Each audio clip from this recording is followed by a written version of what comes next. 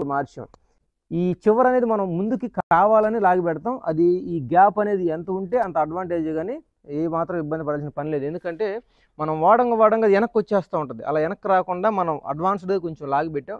దానివల్ల మీకు అది గ్రిప్ ఎక్కువ ఇస్తుంది. సో మీరు అది గ్యాప్ ఉందని చెప్పి మాత్రం వరి అవ్వాల్సిన పని లేదు. ఇంక సేఫ్టీ బెల్ట్ అంటారా, మీకు ఎక్కేటప్పుడు ఒకవేళ కొత్త అనుకోండి, ఎక్కేటప్పుడే కిందే బెల్ట్ వేసుకొని ఎక్కొచ్చు. ఒకవేళ మనం గబక్క వెనక్కి జారిపోయినా కూడా పడకుండా మనం ఇది బ్యాలెన్స్ చేస్తుంది. 200 కేజీల పైన ఉన్న మనిషిని సరే ఇట్లా ఆగిపోయేలాగా మనం ఈ బెల్ట్ అయితే వేసాం. సో మీరు ఈ బెల్ట్ మీద ఫుల్ కాన్ఫిడెంట్గా ఆనుకొని పని చేయొచ్చు. పైకి ఎక్కాలన్నా దిగాలన్నా మీకు ఇట్లా ఈ బెల్ట్ వేసుకొని ఈ విధంగా ఎక్కొచ్చు.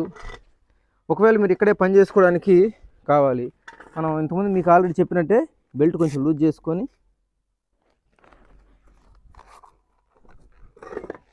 ఈ విధంగా దీని మీద కూర్చొని కంఫర్టబుల్గా వెనక్కి పడతామని, ఇంకేదైనా సరే గ్రిప్ వచ్చేలాగా మరి దీన్ని కూడా మార్చాం. ఈ